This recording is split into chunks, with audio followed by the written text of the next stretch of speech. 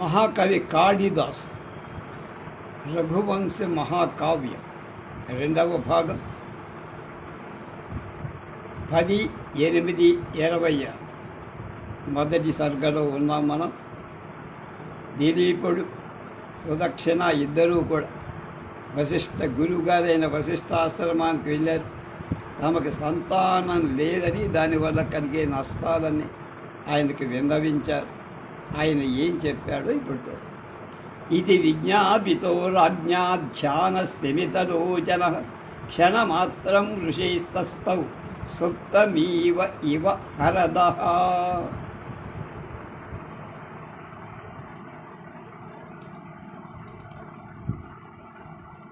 వశిష్ఠుడి మాటలు విని ధ్యాన స్థిమితలోచనుడై కాసేపు చేపలు నిద్రిస్తూ చలించకుండా ఉన్న సరోవరంలాగా ఉన్నాడు.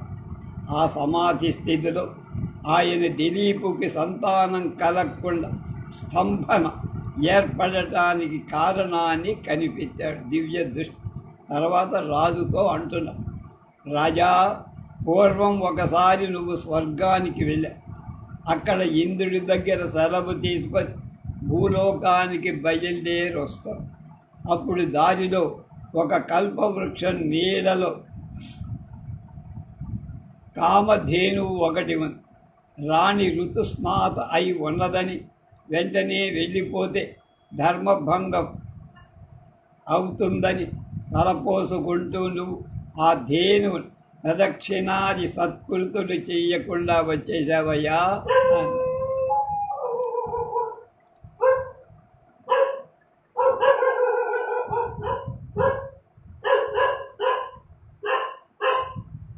పురా శక్రోపస్థాయ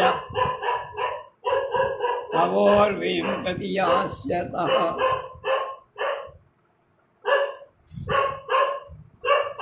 ఆసి కల్పతరుఛాయాం ఆశ్రితాస్వరభిక్పధి ధర్మలోపభయాద్రాక్షీం ఋతుస్నాతాం మనుస్మరన్ ప్రదక్షిణ క్రియార్గాయ అస్యాం త్వం సాధు నాచరః. మృదంగాం దైవతం విప్రం ఘృతం మధుచతుష్పదం ప్రదక్షిణాని కుర్వీత విజ్ఞాతాంశ వనస్పతీన్ అని శాస్త్రంట. ఋతుస్నాతాంతు యో భార్య స్వస్థస్థన్ న ఉపగచ్చతి బాలగోఘ్రాపరాధేన విద్యతే నాత్ర సంశయ. కనుక ఆ త్వరలో వెడుతూ దిలీపుడు కామధేను ప్రదక్షిణ నమస్కారాలు చెయ్యకుండా వెళ్ళిన సంగతిని వశిష్ఠుడు అతడితో చెప్పాడని అర్థం. అవజాసి మాం యస్మాన్ తతస్తేన భవిష్యతి మత్ప్రసూతి అపారాధ్య రజేతి త్వాం శశాపసా. న శాపో న త్వయా రాజన్ న చ సారథినా సుధః న కాకాశా గంగాయ సరోతన్ ఉద్ధామ దిగ్గజే.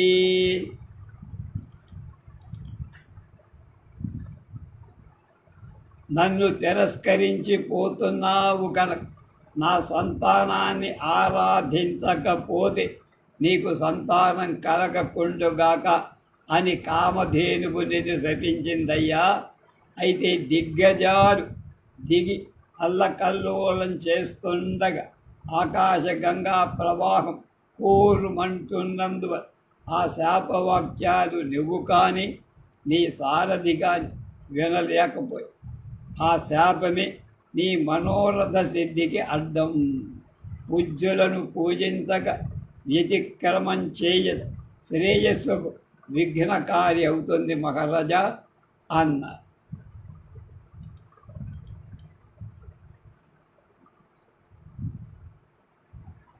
ఈప్సితం తదవజ్ఞానాత్ విద్ధి సార్గళమాత్మనః ప్రతిభద్నాది హిత్రయ పూజా వ్యతిక్రమః.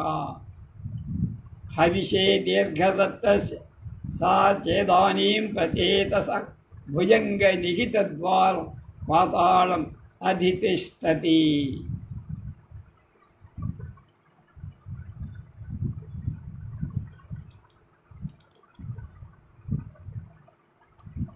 ఆ స్వరభీపుడు నాగాచ్ఛనిత ద్వారమై పాతాళంలో ఉంది.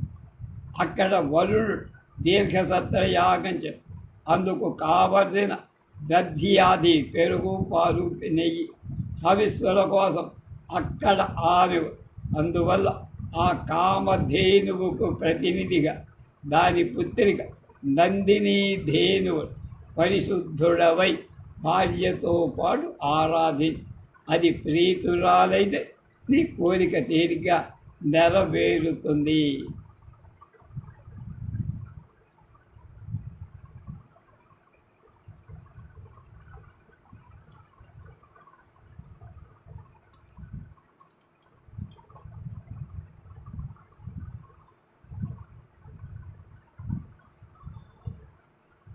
ఇది వాదివ ఏవాస్య హోతు రాహుతి సాధనం అనింజా నందిని నామా ధేను ఆసవు తను రావవృత్ సనాత్.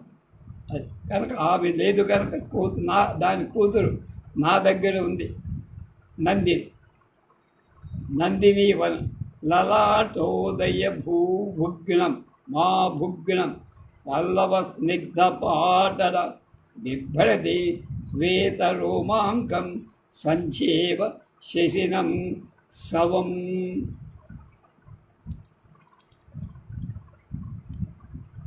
అప్పుడు ఆ వశిష్ఠుడు అలా చెబుతుండగా ఆ ముని హవిరాధికాల సాధన కూతురాలే ప్రశస్త నందిని దేవుడెను వనం నుండి వరడి వచ్చి ఆ ఆవు కోమలంగా నులుపుగా పాతల బంధంతో దాని నుదుటిపై కాస్త గుంట పడి అక్కడ తెల్లని పొడవు. అందువల్లనే నవచంద్రుని తార్చినటువంటి సంఖ్యలాగా కనపడి దాని పొదు కుండలా నిండుగా అందులోని దూడను చూడగానే పాలు ఉనికి వస్తాయి.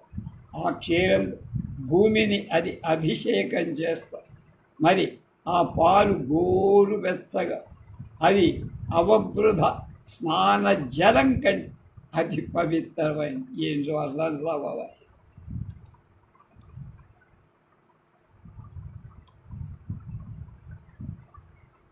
భువం కోష్ణేన కుండోగ్ని మేధ్యేనా అవబృధాద ప్రస్రవేనాభివర్షంతి వత్సాలోక ప్రవర్తినా. రజకణై పురోద్ధూతై వృషద్భిర్గాత్రభ్రమంతికాత్ తీర్థాభిషేకజాం శుద్ధిం అవధాన మహీక్షితః.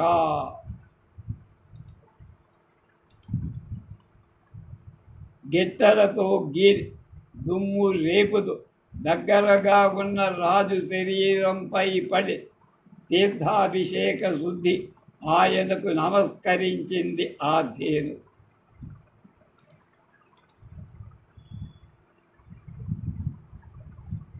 అగ్నేయం భస్మనా స్నానం అవగా తాం పుణ్యదర్శనాం దృష్ట్వా నిమిత్తజ్ఞస్తపోనిధి యాజ్యమాశంసితావంజ పారార్థనం పురరబ్రవీత్. అదూరవర్తినీం సిద్ధిం రాజన్ విగణయాత్మని ఉపస్థితేయం కళ్యాణి నామ్ని కీర్తిత ఏవ యత్. అలా ఆ ప్రస్తావన జరుగుతుండగా ఆ ఆవు రావడు శుభశకునంగా ఆ విషయం ఎరిగిన తపోనిధి గుర్తించండి. ఆయన పిలవకుండానే వచ్చి ఇక రాజు కోరిక తప్పక తీరుతుందనుకో అతనితో ఇలా ఆ పేరంటుడగానే ఆ పేరు అంటుండగా ఏం పేరు నందిని ఈ కళ్యాణి ఇక్కడికి వచ్చి కాబట్టి నీ మనోరథం త్వరలో సిద్ధిస్తుందని అనుకుంటున్నాను రాజా. కందమూల ఫలాహారివై ప్రసన్నురాలయ్యేవరు సర్వదా ఈ ఆవును నువ్వు అనుసరించేవు. విద్యను అభ్యాసంతో వశీకరించుకున్న సేవతో ఈ గోవు ప్రసన్నురాలివి చేసుకో అన్నారు.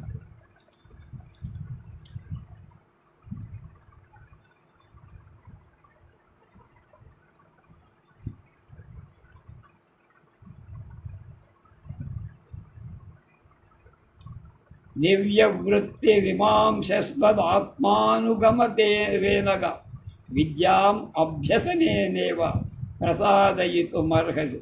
విద్యాభ్యాసంలో ఎంత ఏకాంత దీక్షతో ఉంటారు, అలా దీక్షతో ఆమెను కంటికి రెప్పలాగా కాపాడుకోగలరు. ప్రస్థితాయాం ప్రతిష్ఠేధాం స్థితాయాం స్థితిమాచర నిషన్నాయాం నిషీదాస్యాం పీతాంభసి సీతాంభసి పిబే రసః.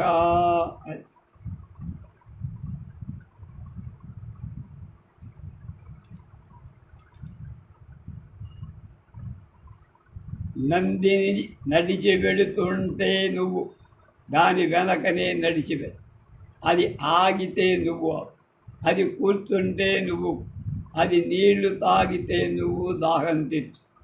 నీ భార్య కూడా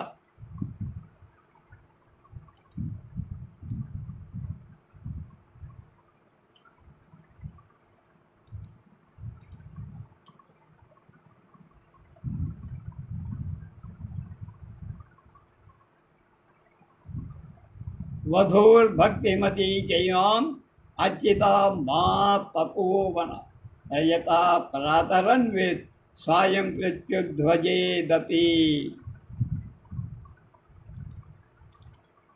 నీ భార్య కూడా నువ్వే కాదు, ఆమె కూడా భక్తితో నియమంతో దాని గంధాదులతో అర్చించి ఉదయం తపోవనం దాటిపోయేదా అనుసరించ.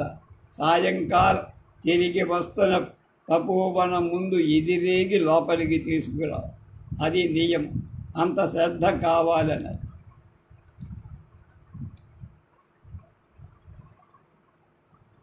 ఇచ్చా ప్రసాదాదస్యాత్వం పరిచర్యాపరో భవ అవిఘ్నమస్తు తేస్తేయ వితే పితేవ ధురి పుత్రిణాం తదేతి ప్రతిజగ్రాహ ప్రీతిమాన్ సపరిగ్రహ ఆదేయం దేశకాలజ్ఞ శిష్య శాసితు ఆనతః.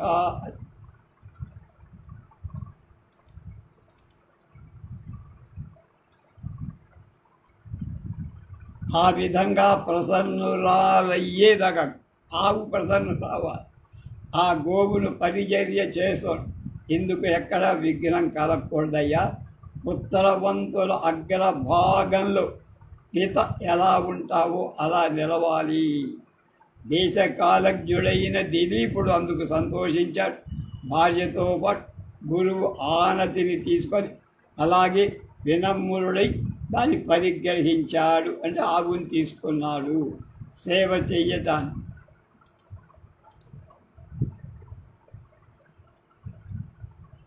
అధ ప్రదోషే దోషజ్ఞ సంపేశాయ నిశాం పదిం సూను సువృతాన్ ట్రష్టు విససజ్జో చితక్రియం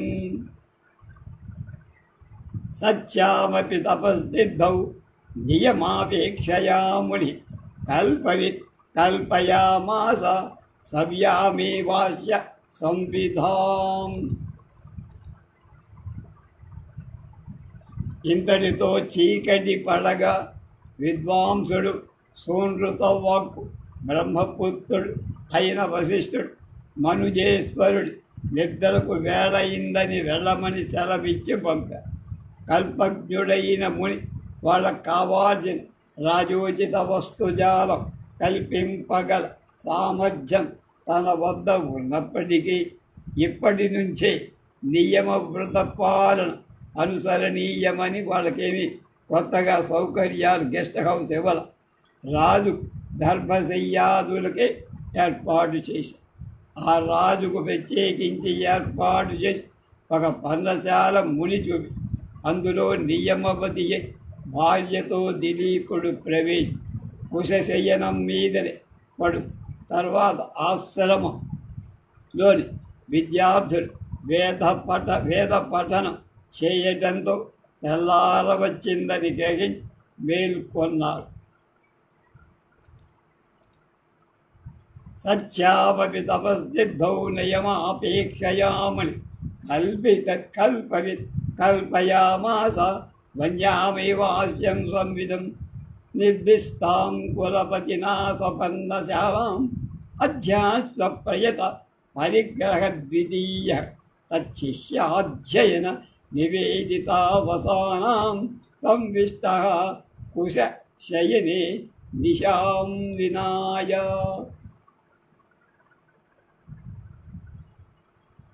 ఇది మొదటి సర్గ, ప్రథమ సర్గ అయిపోయి. తెలుగు అనువాదం విద్వాన్ విశ్వం గారి అద్భుతమైన అనువాదం. ఇక ద్వితీయ సర్గ.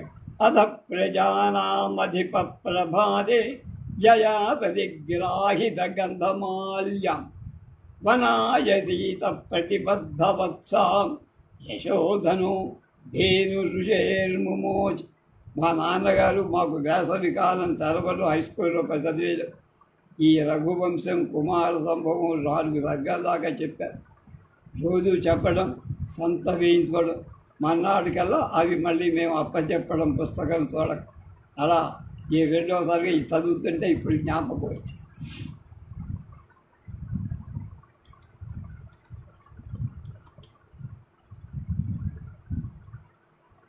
ఉదయమే దిలీపుడి భార్య సుదక్షిణాది నందిని ధేనువును కడి గంధమాల్యాదులతో అలంకరించింది. దూడను విడిచి పాలు తాగిన తర్వాత రాజు దానికి దూడను కట్టాడు. తర్వాత దాని అడవుకు తోలుకుపోవటానికి వెళ్ళాడు.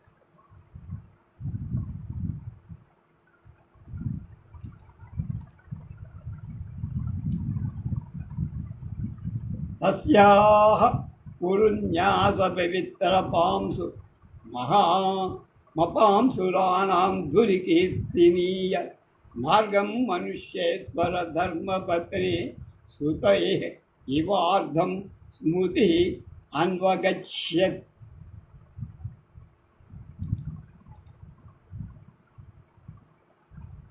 గోపాదస్పర్శతో పవిత్రమైన మార్గాన్ని అనుసరించి పతివ్రత శిరోమణి దిలీపుని ధర్మపత్ స్మృతి అనుసరించినట్లు.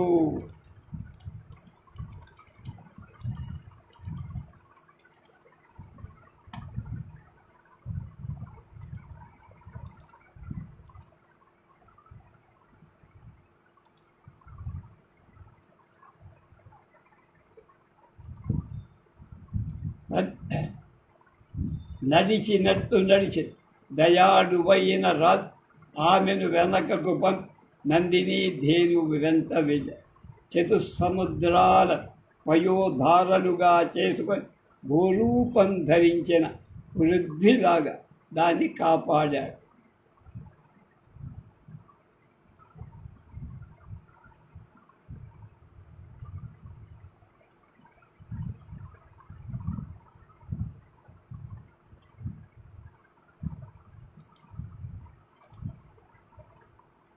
తస్య పురన్యాస పవిత్ర అపాంసురాణాం ధురికీర్తని మార్గం మనుష్యేశ్వర ధర్మపత్ని సుతేరివార్ధం స్మృతి అన్వగచ్యత్.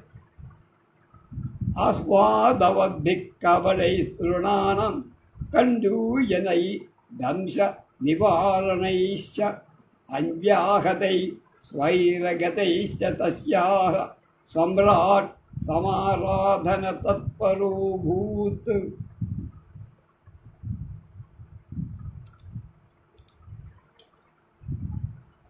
ఆ వ్రతంగా ధేను పరిరక్షణ చేస్తున్న దిలీపుడు మిగిలిన అనుచరులను కూడా వెనక్కి పంపాడు.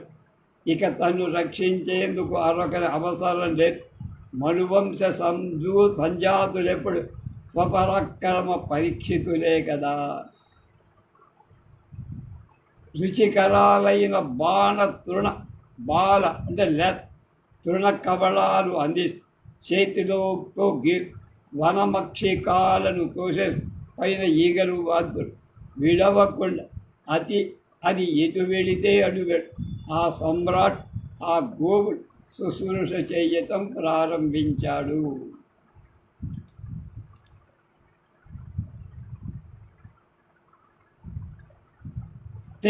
స్థితస్థితాముచ్చరిత ప్రయాత దిశే దుషే మానసబంధధీర జలాభిలాషి జలమాదధానం ఛాయేవతాం భూపతి అన్వగచ్చత్.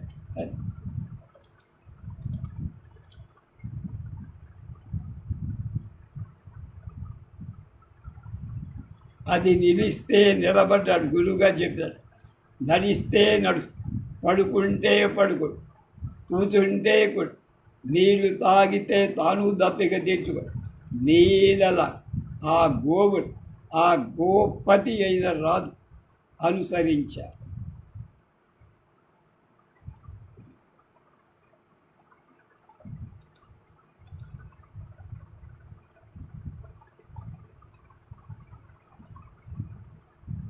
సన్యస్త చిహ్నామపి రాజలక్ష్మీం తేజో విశేషానుమితాం దధాన ఆసీధనా విస్ఫురత దానరాజి అంతర్మదావస్త తవ ఇవ విపేంద్ర.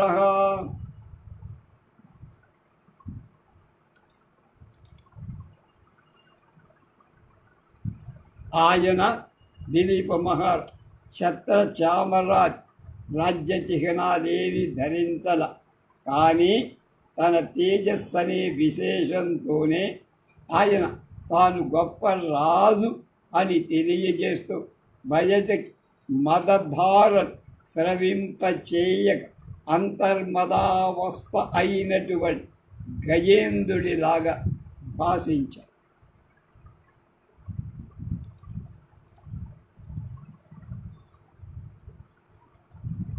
లతాపతానోద్గ్రహితై సకేశై అధిజ్యధన్వా విచచారదానం రక్షాపదేశాన్ మునిహోమధేనో సవ్యవన్యాన్ వీరేష్యందివ దుష్టసత్వాన్.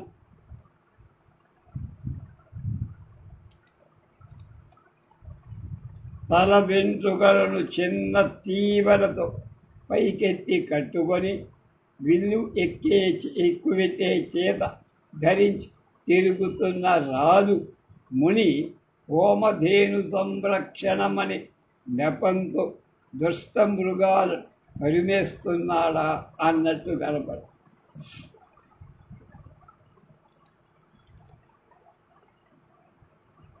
నివృష్ట పార్శ్వానుచరస్య తస్య పార్శ్వద్రుమాః పాశభృతాః సమస్య ఉదీరయామాసు ఇవోన్మదానా ఆలోకశబ్దం వయసాం విరావైః.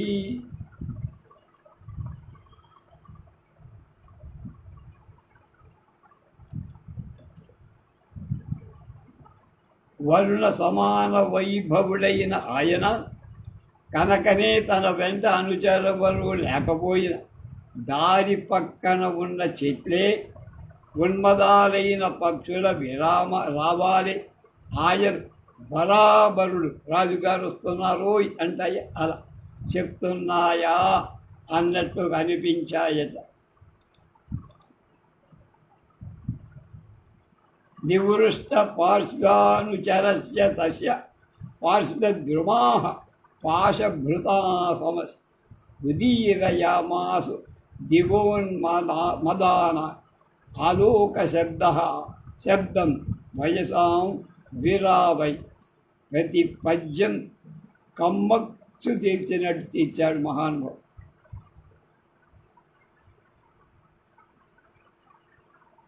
వరుణ సమాన వైభవుడై కనుకనే వెంట అనుచరులెవ్వరూ లేకపోయినా దారి పక్కన ఉన్న చెట్లే ఉన్మదాలైన పక్షుల రావాలి, ఆయనకు బరాబరుడు అంటే బంది మాగధుల్లాగా అనిపించిందట.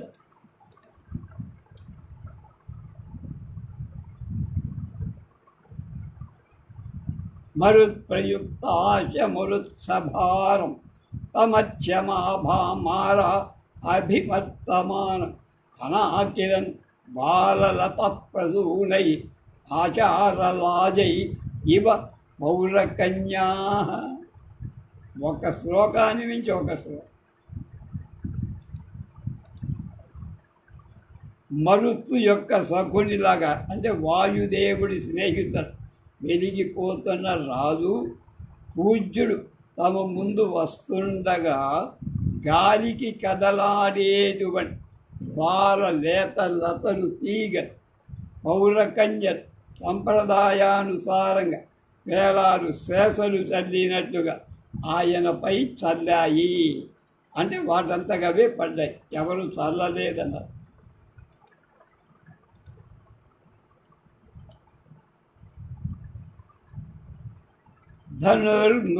ధనుర్భృతోప్యస్య దయార్ద్రభావం ఆఖ్యాత అంతఃకరణైర్విశంకై విలోకయంత్యో వపురాపు రక్షణాం ప్రకామ విస్తార ఫలం హరిణ్యః.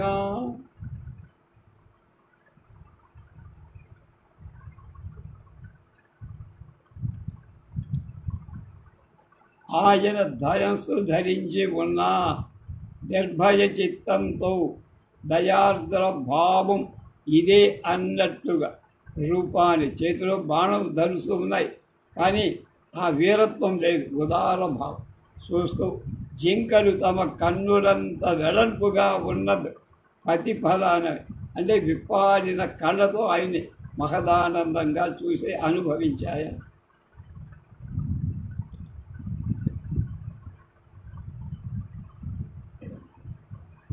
నకీసకీచకైర్మారుత పూర్ణరంధై పూజద్భిరాపాదిదవంశకృత్యం సుస్రావ కుంజేషు యశస్వముచ్చై ఉద్గీయమానం వనదేవతాభిః.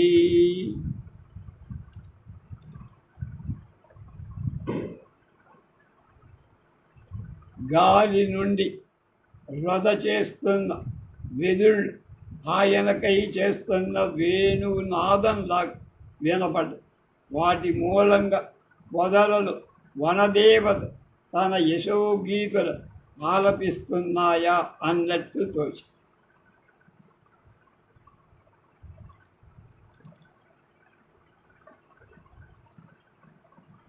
వృత్తస్తుషారైర్గిరినిర్జరాణాం అవోకహాకం సితపుష్పగంధి తమాతపత్రాపక్రాంత అనాథపత్రం ఆచారపూతం పవనః శిశేవే. ఆచార పవిత్రుడైనటువంటి వాడు వ్రతం కోసం గొడుగు లేకుండా వెళుతున్న ఆ రాజు ఎండలో పాపం వాడిపో.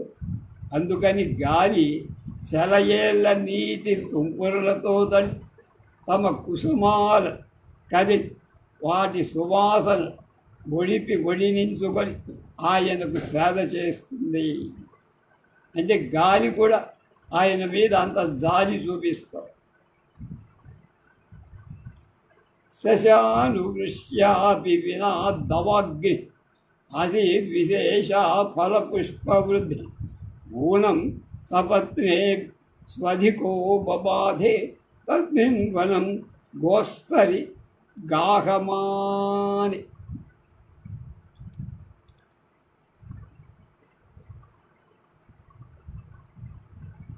ఆ రాజు మేదినీపతి వనంలో ప్రవేశించినందువల్ల వాన లేకనే కారు చెట్టు చల్లారింది. పూలు పళ్ళు విపరీతంగా పూశాయి కాశాయి. అక్కడి బలం గల మృగాలు బలహీనాలైన జంతువులు నన్ను బాధించడం మానేశారు.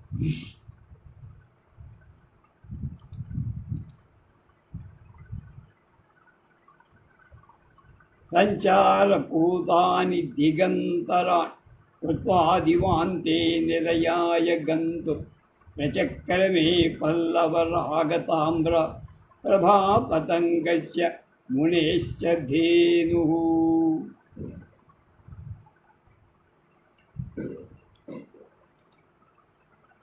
పగలల్లా తనను అనుసరించి దిగంతరాల పరమ పునీతాలుగా చేసి దివాంతంలో పల్లవ రాగ తామ్రమైన సూర్యుని ప్రభ ఆ ముని ధేను రెండూ కూడా తమ ఇళ్లకు మరలే దేవతా పిత్తర తిథి క్రియలకై పనికి వస్తున్న ఆ ధేనువును దిలీపుడు అనుసరించి సజ్జన సంహితుడైన అతనితో ఆ గోవు విధి సంపన్నమైన ఆస్తిక్య బుద్ధ అన్నట్టుగా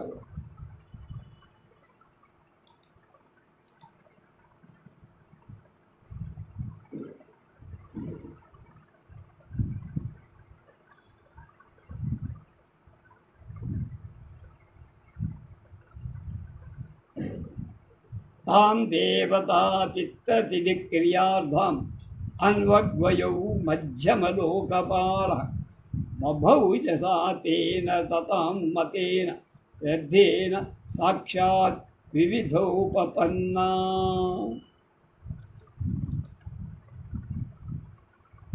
ఇంటికి వస్తూ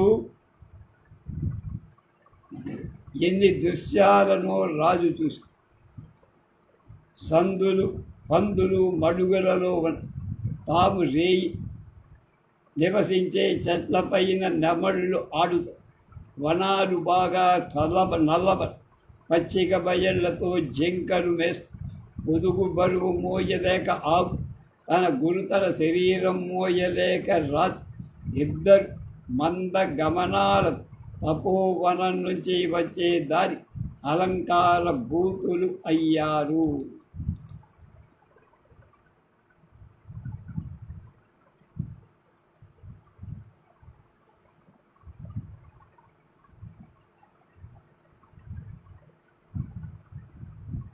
न पर्वतोत्तीर्ण वराहयूध व्यापास वृक्षोन्मुखबर्हिना यजो मृगाणाच्छादित स्याद्वलानि श्यामायमानानि वनानि पश्यन्.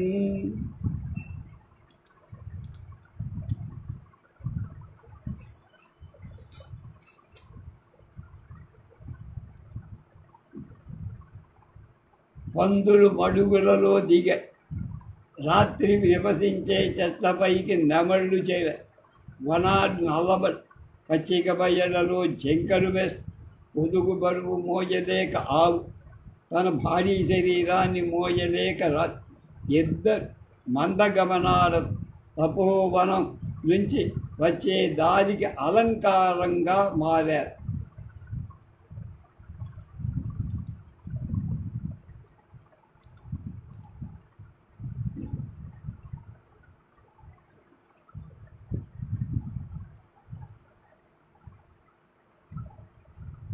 आपीन भारोद्वहन प्रयत्नात् वृष्टिर्गुरुत्वाद् विपुषो नरेन्द्र उभानलं शक्कर्तु संचितार्थं तपोवनावृत्तिपदं गताभ्यम् ఇందాక చెప్పింది. వశిష్ఠధేనోరనుయాయినంతం ఆవర్తమానం వనితావనాంతాత్ ససౌ వేషా నిమేషారస పక్ష్మపంక్తి ఉపోషితాభ్యామివ లోచనాభ్యాం.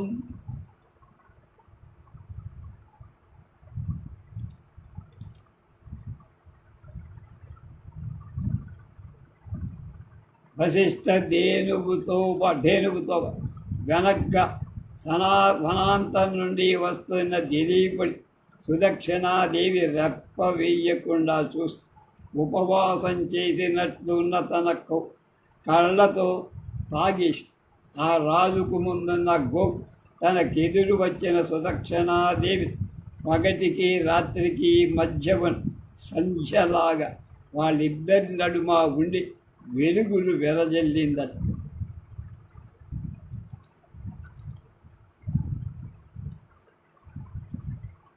పురస్కృతా వర్త్మని పార్థివే ప్రత్యుద్గత పార్థివ ధర్మపత్య తదంతరే సా వీరరాజధేను హినక్షప మధ్యగతేన సంధ్యా. ఇందాక చెప్పింది అది.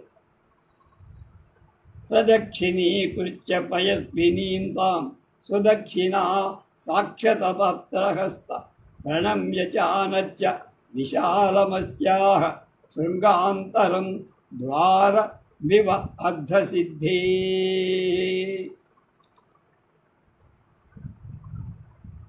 సుదక్షిణ అక్షతలు నింపిన పాత్రతో గోవుకు ప్రదక్షిణ నమస్కరి కొమ్ముల నడుమ తమ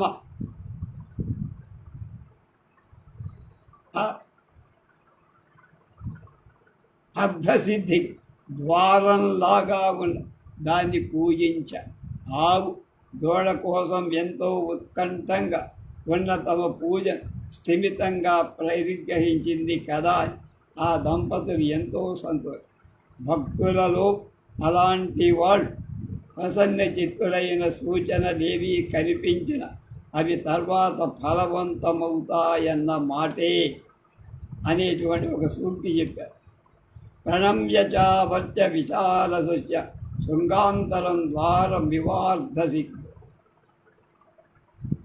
ప్రత్యోత్సుకాపి స్థిమితా నవార్యాం ప్రత్యగ్రహీచ్చేతి సనందుతస్తౌ భక్త్యోపపన్నేషు హి తద్విధాన ప్రసాద చిహ్నాని పురః ఫలాని.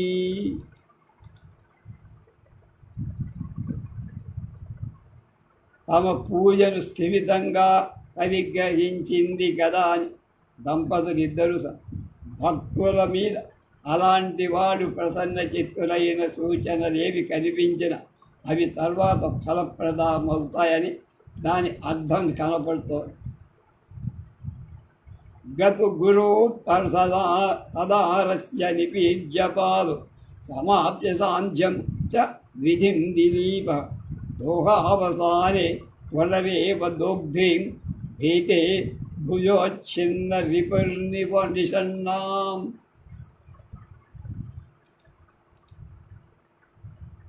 తర్వాత దిలీప్ వశిష్ఠ దంపతుల పాదాలకు నమస్కరించి సంధ్యావందనాలు నిర్వహించి పాలు పెదగటం అయిపోగానే తిరిగి కూర్చొని ఉన్న నందిని దగ్గర చేర ఆగు దగ్గర బడుల దీపాలను ఉంచి భార్య సమేతుడై అక్కడే పడక వేసుకున్న అది నిద్రించగానే తాను నిద్రి ఉదయం లేవగానే తిరిగి దాంతో యథాప్రకారం రోజు లేచేవాడు. అది దినచర్య అయిపోయిందన్నమాట.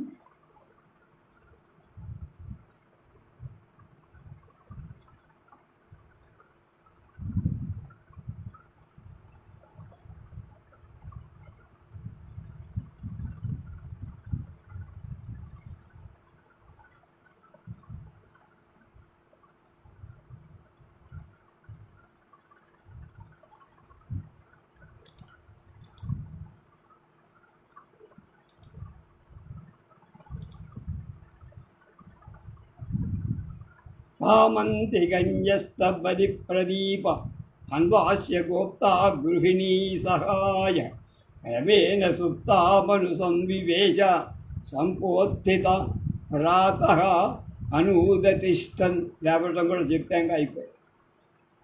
ఇత్థం వ్రతం ధారయత ప్రజార్థం సమం మహిష్యా మహిషిణీ మహనీయకి సప్తవ్యతీయు స్త్రీగుణాని తస్య దినాని దీనోద్ధరణోచితస్యా. కనుక రోజు అదే పని. ఈ విధంగా మహనీయమూర్తి దిలీప్ సతీ సుదక్షిణ సమేతుడై వ్రతాన్ని పరిపాలన. అలా 3 వారాలు గడిచాక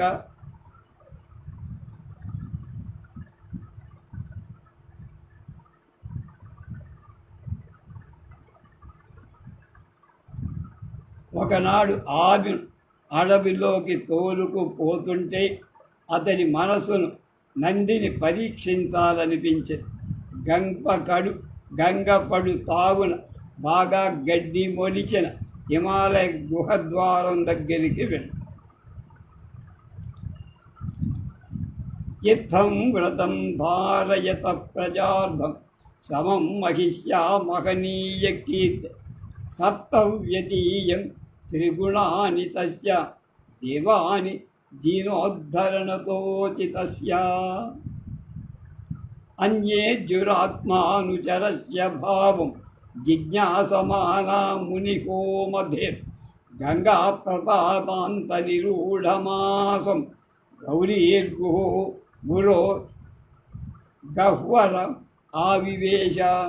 గంగ బాగా ప్రవహించే చోట గడ్డి బాగా ముడిస్తే అక్కడ మేద్దామని ఇదని పరీక్ష పెట్టడానికి ఆ గిరి గహ్వరం దగ్గరికి వెళ్ళింది.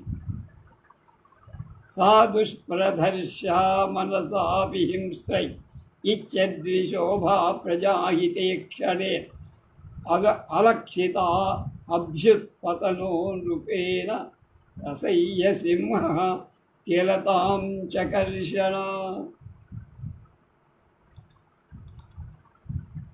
ఆ నందిని మనసుతోనైనా క్రూర మృగాల దగ్గరకు రావు కదా అని ఆ కొండ సొగసు తిలకిస్తూ ఉన్నటువంటి రాజు తెలియకుండా ఒక సింహం గబాలు ఎగిరి నందిని ధేనుగు మీద పడిపట్టు.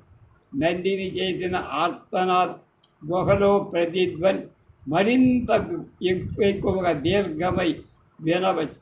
పగ్గం వేసి లాగినట్టు ఆ ధ్వని కొండపై లగ్నమై ఆర్తత్రాణ పరాయుడు చూపులను వెనక్కి లాగేసింది.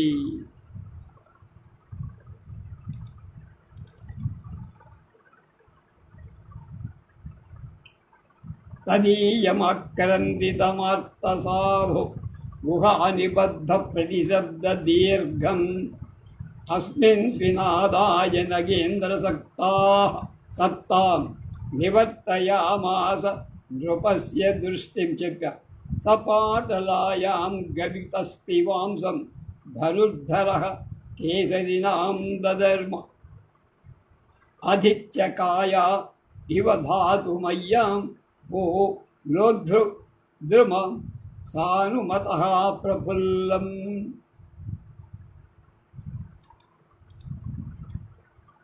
మాటల వర్ణంగా ఉన్న ధేనువుపై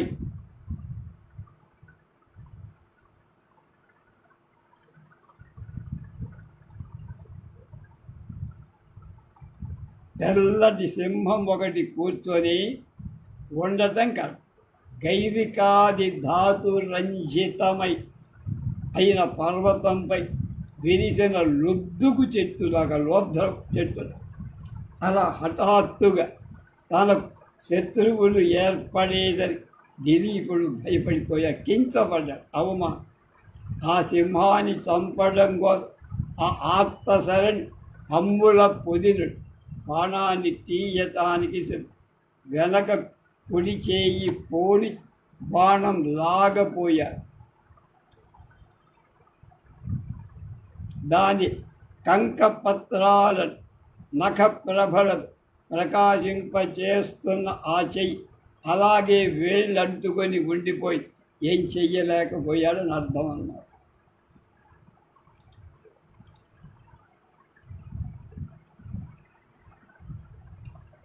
తతో మృగేంద్రస్య ముగేంద్రనామి గామి వధాయ సభ్యంత శరం శరణ్య శతాభిషంగు నృపతిర్నిషంగాత్ ఉద్ధర్తుమైచత్ ప్రసవోద్ధృతారి.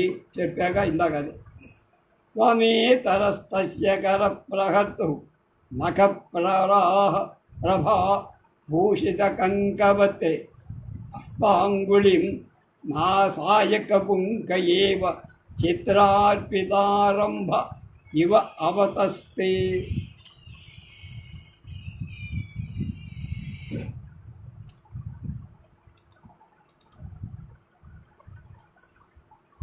చెయ్యి కట్టుబడి పోవటం ఆయన కోపం మరింత పెరిగి మంత్ర ఔషధాల కట్టుబడిన తాచుబాముల తన ఎదట ఉన్న అపరాధి దగ్గరకి వెళ్ళని తన తేజస్సుతో తానే దహించుకుపోయాడు దిలీపుడు.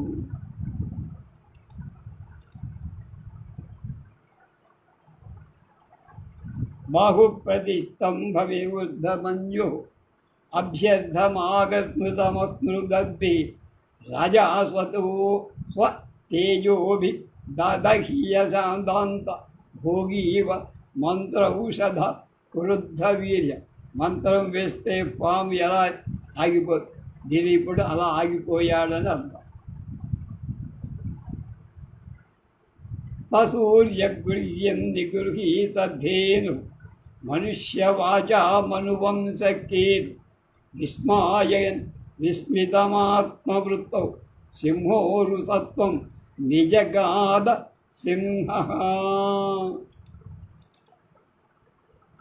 ఆవును పట్టుకున్న సింహం ఆర్యజాతి అయిన మనువంశ ప్రదీపుడితో, ఆ సింహ బలుడితో, మనుష్యుడి మాటలతో ఇలా తన బాహుస్తంభనంతో ఆశ్చర్యచకితుడైన దిలీపరాజు సింహం మనిషిలా మాట్లాడటం చూసి మరీ విస్మితుడైపోయి, అప్పుడు ఆ సింహం ఇలా అన్నదట,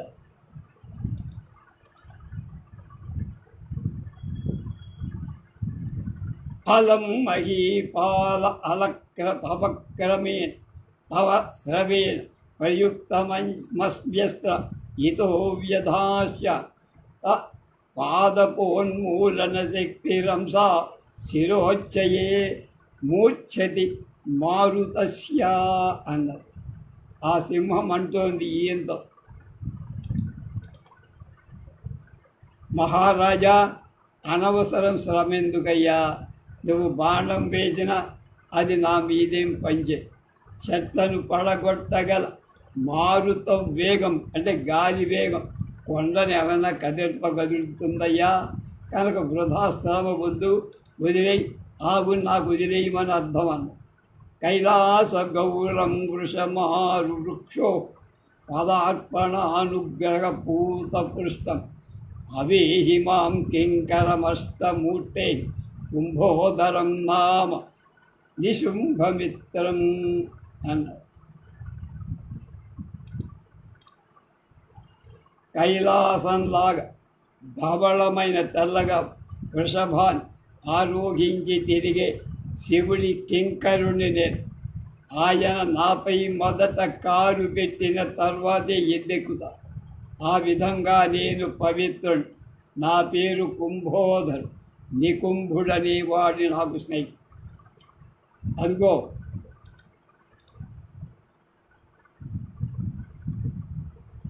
అయం పురం పశ్యసి దేవదారు పుత్రీకృతౌసౌ వృషభస్య ధేచే వృషభధ్వజేన యో హేమకుంభస్తన నిస్సృతానాం స్కందస్య మాతుః పయసాం రసజ్ఞః.